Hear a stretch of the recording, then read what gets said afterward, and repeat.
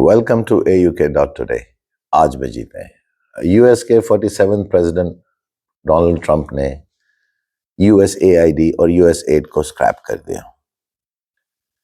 اس کے آڈٹ کی ذمہ داری انہوں نے اپنے نیولی فارم ڈپارٹمنٹ ڈوج کے ہیڈ کو دی تھی، جو کہ ان کے مگائیور ہیں ایلان مسک. ایلان مسک نے اس کا نو ٹائم میں اس کا سارا سرجری کر کے سامنے رکھ دیا. جو اتنا ایک پریسٹیجس ادارہ تھا اور جو ہم لوگ کی آنکھوں میں ایک دھول جھونکا ہوا تھا کہ USAID کتنا امپورٹنٹ کام کر رہا تھا، جو کہ نو ڈاؤٹ کچھ پورشن کر بھی رہا ہوگا، لیکن جب اس کی یہ حرکتیں سامنے آئی ہیں تو USAID کی اوور نائٹ امیج اسکائی سے گر کے زمین بوس ہو گئی ہے. اب کچھ چیزیں اس میں بڑی حیران کن ہے، جبکہ ان کی پریزیڈنٹ ٹرمپ کی ٹیم کہہ رہی ہے کہ ابھی ہمیں صرف ایک پیجر ریلیز کیا ہے. اس میں پرسنلی میں بہت سرپرائز اور شوق دونوں ہو گیا. $350 ملین افغانستان میں آپ نے کون سی کراپ کے دیے؟ اور افغانستان میں اگر آپ نے کوئی فلاحی کام، کوئی نیک کام کرنا تھا تو کراپ رہ گئی تھی. آئی تھنک ہم سب کو پتہ ہے، let's not be so naive, Afghanistan میں کون سی کراپ کی جاتی ہے؟ افغانستان کی اس کراپ کی وجہ سے ویلیوبل ہے. $350 ملین USAID نے افغانستان کو دی، جی آپ کراپ کریں. ٹینز آف ملین ڈالرز انہوں نے کہیں پہ قسمت میں دیے، کہیں پہ قسمت میں دیے، کہیں پہ قسمت میں دیے.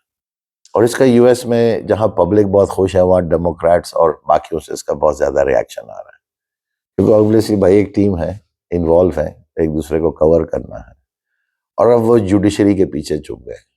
لیکن اس سے ہونے والا کچھ نہیں ہے. ایلان مسک یہاں پہ رکنے والے نہیں ہیں. پریزیڈنٹ ٹرمپ کے کہنے پہ اب وہ کسی دوسرے گورنمنٹ ادارے میں بھی جائیں گے، تیسرے میں بھی جائیں گے. پریزیڈنٹ ٹرمپ نے کہا ہے کہ ایونچولی $100 بلین کا یہ کرپشن ہے. ان کو ایسا لگتا ہے کہ یہ سارا اسکیم ہے اور یہ مل کے کیا گیا ہے. لیکن سو کال ان کا جو ایک ڈیموکریٹک بھرم تھا باقی دنیا پہ، جو ہمیں نصیحتیں کرتے تھے، جو ہمیں لیکچر دیتے تھے، جو ہمیں بھاشن دیتے تھے لمبے لمبے چوڑے چوڑے، وہ تو اب ان کو اپنا منہ بھی نہیں دکھانا چاہیے کسی کو. اتنی گندی ڈیموکریسی، اتنا کرپٹ سسٹم، اتنا اپاہج سسٹم، اور یہ باقی دنیا کو لیکچر دیتے تھے. میرے کو پرسنلی اس بات کی خوشی ہے کہ اکاؤنٹیبلٹی ہونی چاہیے دنیا میں لوگوں کی. کسی کے پاس بھی اتنا ایبسولوٹ پاور نہیں ہونا چاہیے کہ وہ دنیا میں جو بھی کرے کھلی چھوٹ ہے ان کو.